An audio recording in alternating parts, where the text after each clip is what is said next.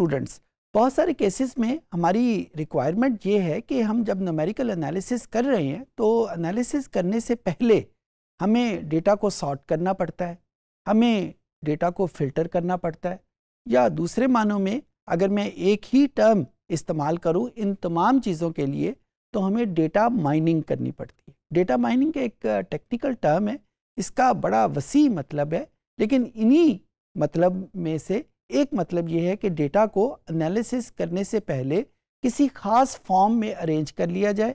वो ख़ास फॉर्म उस डेटा के सबसेट के ऊपर भी आ सकती है, ये ख़ास फॉर्म डेटा को सॉर्ट करके भी हासिल की जा सकती है, वो ख़ास फॉर्म डेटा को किसी एक वेरिएबल के रेफरेंस से फ़िल्टर करके भी हासिल की जा सकती है, और इसके अलावा भी यूजेजेस है जो कि किसी हम अगले सेशन में सीखेंगे।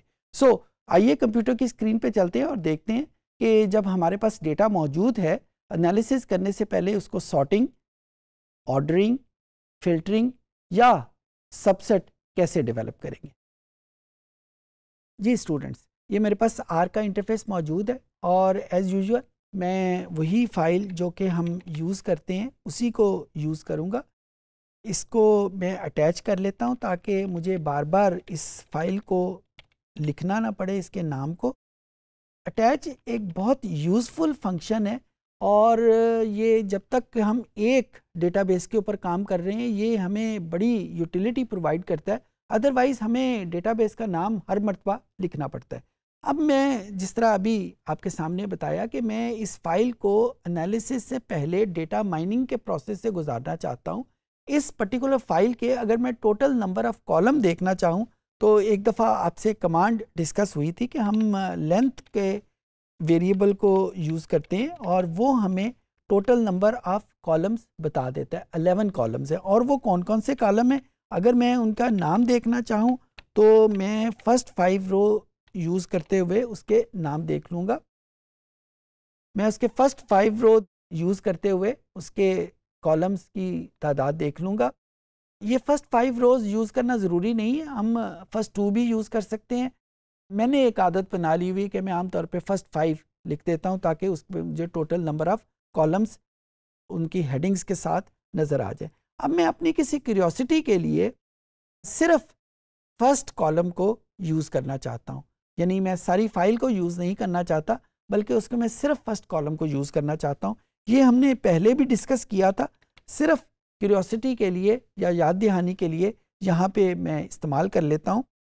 कॉमा डाल के अगर मैंने 1 लिखा तो इसका मतलब ये हो जाएगा कि ये रोज़ तो सारी हैं और कॉलम फर्स्ट कॉलम इसने मेंशन किया हुआ है। अच्छा, अब अगर मैं फर्स्ट और थर्ड कॉलम यूज़ करना चाहता हूँ, क्योंकि अगर मैं फर्स्ट और सेकंड यूज़ करना चाहूँ तो मैं बड़ी आसानी के साथ 1 कॉलन 2 लिख सकता हूँ, लेकिन अब मैं फर्स्ट और थर्ड कॉलम यूज़ करना चाहता हूँ। तो इसका तरीक़ेकार ये है कि आपको पता है कि आर में जब भी हम एक से ज़्यादा चीज़ें लिखना चाहते हैं तो हम सी को यूज़ करते हैं।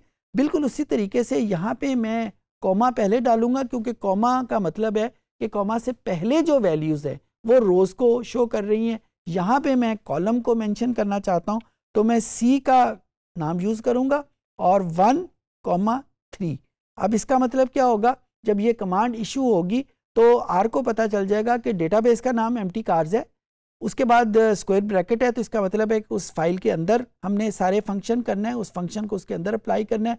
कॉमा से पहले कुछ नहीं लिखा हो, इसका मतलब है सारी रोज़ एड्रेस्ड है, और कॉमा के बाद 2 वैल्यूज़ लिखी हुई हैं फर्स्ट और थर्ड, और सी के तहत लिखी हुई हैं, इसका मतलब है कि फर्स्ट और थर्ड को आपस में मिलाया हुआ है। जब मैं इसको यूज़ करता हूँ तो आप देखें कि मेरे पास ये फर्स्ट और थर्ड कॉलम मेरे पास लिखा हुआ आ गया। अब इसी तरीके से अगर मैं फर्स्ट थर्ड के साथ 10 लिख देता हूँ तो अब इसका मतलब क्या होगा कि अब मैं 3 कॉलम देखना चाहता हूँ, और वो 3 कॉलम कौन से, फर्स्ट कॉलम, थर्ड कॉलम और 10th कॉलम। इसको यूज़ करेंगे तो उसी तरीके से मेरे पास ये 3 कॉलम्स आ जाएंगे, फर्स्ट, थर्ड और 10th। एक और बात जो बहुत इंपॉर्टेंट है, आई डोंट नो आप लोगों ने इसको ऑब्जर्व किया या नहीं किया, जब मैंने सिर्फ एक कॉलम लिखा तो इसने इस कॉलम को एक रो की फॉर्म में लिख दिया मेरे पास, और इसकी कोई हेडिंग भी मेरे सामने शो नहीं की। लेकिन जो ही मैंने इसको 2 कॉलम्स में रखा तो इसने इसको रो की सूरत में नहीं लिखा बल्कि कॉलम की सूरत में लिखा और उसकी हेडिंग भी इंटैक्ट रखी। सिमिलरली जब मैंने इसको 3 कॉलम्स में रखा तो इंटैक्ट उसके कॉलम की हेडिंग इंटैक्ट रही। इसका मतलब क्या हुआ कि जब भी हम मल्टीपल कॉलम्स को एक्सट्रैक्ट करते हैं तो डेटा वेक्टर की फॉर्म में नहीं होता बल्कि एक मैट्रिक्स की फॉर्म में होता है। मैट्रिक्स में रोज और कॉलम इकट्ठे होते हैं। तो जब भी हम एक से ज़्यादा कॉलम्स को इकट्ठा यूज़ करते हैं तो वो उसके मैट्रिक्स आइडेंटिटी को यूज़ करता है, उसके वेक्टर की आइडेंटिटी को यूज़ नहीं करता। अच्छा, अब हमारी क्यूरियोसिटी ये भी हो सकती है कि यहाँ पे मैंने बाकी सारे कॉलम तो रखने हैं, मैं चाहता हूँ कि फर्स्ट कॉलम डेटा में से उड़ जाए, यानी डेटा सारा रहे लेकिन उसमें से फर्स्ट कॉलम निकल जाए। पहले मैंने फर्स्ट कॉलम सिर्फ रखा था, अब मैंने बाकी डेटा के कॉलम रखना चाहता हूँ, फर्स्ट कॉलम को उड़ा देना चाहता हूँ। तो उसका तरीक़ेकार क्या है कि मैं यहाँ पे इस सी को यूज़ करने के बजाय एक आसान सा फंक्शन है, यहाँ पे मैं -1 यूज़ कर लूँगा। अब -1 कहाँ पे यूज़ की है? मैंने स्क्वायर ब्रैकेट यूज़ की है, कॉमे के बाद वैल्यू लिखी है, कॉमा से पहले रोज़ की वैल्यूज़ आती हैं, कॉमे के बाद कॉलम की वैल्यूज़ आती हैं।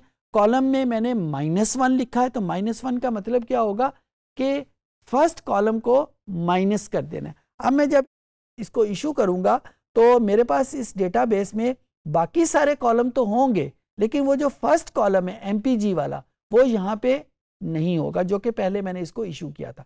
अब अगर मैं ये चाहता हूँ कि फर्स्ट और थर्ड कॉलम ड्रॉप हो जाए, बाकी सारे कॉलम उसी तरह रहे, तो उसका तरीक़ेकार वही है कि कमांड हम वही यूज़ करेंगे लेकिन यहाँ पे हम सी का वर्ड यूज़ करेंगे क्योंकि एक से ज़्यादा चीज़ें हम यहाँ पे यूज़ करना चाहते हैं, और यहाँ पे -3 लिख दिया। अब इसका मतलब क्या होगा कि यहाँ पे माइनस कौन कौन से कॉलम करने हैं, फर्स्ट कॉलम भी माइनस कर देना है और थर्ड कॉलम भी हमने माइनस कर देना है। इसको जब इशू किया तो बाकी सारी चीज़ें तो वही रहेंगी, फर्स्ट और थर्ड कॉलम वहाँ से माइनस हो जाएगा। तो ये हमारे पास एक बड़ी अच्छी टेक्निक है कि जिससे हम डेटाबेस के कॉलम्स को हैंडल कर सकते हैं। अच्छा, ये तो कॉलम की थी। अब हम ये चाहते हैं कि हम रोज़ को हैंडल करना शुरू कर दें। रोज़ को हैंडल करने के लिए मैं मिसाल के तौर पे अगर आप इस डेटा फाइल को गौर से देखें तो इस डेटा फाइल में मेरे पास एक वेरिएबल है जिसका नाम गियर है। इस गियर में कुछ वैल्यूज़ 4 हैं, कुछ वैल्यूज़ 3 हैं, फिर उसके बाद वैल्यूज़ 5 हैं, यानी इसमें सिर्फ 3, 4 और 5 की वैल्यूज़ मौजूद हैं। अब मैं किसी क्यूरियोसिटी के लिए चाहता हूं कि मेरे पास जो डेटा शो हो उसमें सिर्फ वो वैल्यू आए जिसमें गियर की वैल्यू 3 के बराबर है। अब मैं सबसे पहले आपके सामने वो कमांड लिखता हूं। कमांड लिखने के बाद उसको हम डिस्कस करेंगे कि ये कमांड कंपोज कैसे होती है। इसमें हम एक नई कमांड भी यूज़ करने जा रहे हैं। empty cars मैंने लिखा जो कि डेटाबेस का नाम था। उसके बाद मैंने स्क्वायर ब्रैकेट यूज़ की। स्क्वायर ब्रैकेट यूज़ करने के बाद जो नई कमांड यूज़ करेंगे वो विच की कमांड यूज़ करेंगे। अब ये बात जहन में रखिएगा क्योंकि मैं रोज़ को हैंडल कर रहा हूँ तो मैं कॉमे से पहले सारा काम कर रहा हूँ, कॉमे के बाद तो कॉलम की सारी एडिंग होती है, तो कॉमे से पहले सारी, अभी इसी वजह से मैंने स्क्वायर ब्रैकेट के बाद कॉमा यूज़ नहीं किया। विच ये एक नई कमांड है और इस कमांड में हमने क्या करना है, हमने करना है कि गियर इज इक्वल टू 3। अब ये मैंने इज इक्वल टू का निशान 2 मरतबा डाला है। ये जहाँ पे भी कंप्यूटर साइंस में हम इफ़ की कमांड यूज़ करते हैं हम इक्वलिटी का साइन 2 मरतबा यूज़ करते हैं। ये प्रोग्रामिंग कन्वेंशन भी है, आर की रिक्वायरमेंट भी है। अब यहाँ पे मैं उसको कह रहा हूँ कि empty car, और ये किसके लिए हमने इसको गैदर करना है, विच गियर इज इक्वल टू 3, और यहाँ उसके बाद मैंने कॉमे का बटन प्रेस कर देना है और उसके बाद मैंने कुछ नहीं लिखना। और ये कॉमे का बटन मैंने क्यों प्रेस किया है, क्योंकि कॉमा आइडेंटिफाई करता है कि कॉमे से पहले जो चीज़ें होंगी वो सारी रोज़ होंगी और कॉमे के बाद जो चीज़ें होंगी वो कॉलम होंगी। यहाँ पे मैंने इसको एंटर किया तो अब आप देखें कि ये मेरे पास सिर्फ और सिर्फ वो वैल्यूज़ आई हैं जिसमें गियर की वैल्यू 3 के बराबर है। अच्छा, इसी तरीके से हमारे पास एक और कमांड है, जिसको हम सबसेट कहते हैं।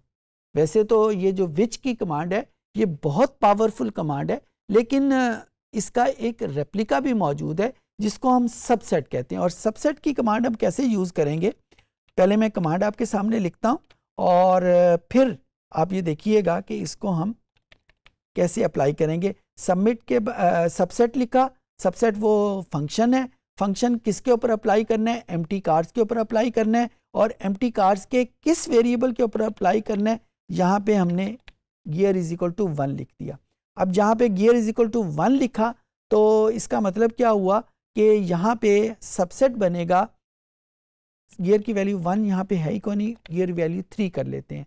Subset empty gear is equal to 3। अब यहाँ पे भी ये हमें वही वैल्यूज देगा जिसमें गियर की वैल्यू 3 है। अब हम फर्दर करना चाहते हैं कि कमांड को डबल करना चाहते हैं कि गियर की वैल्यू 3 हो और कार्ब, ये जो आखिरी वेरिएबल CARB कार्ब लिखा हुआ है, इसकी वैल्यू 4 के बराबर हो।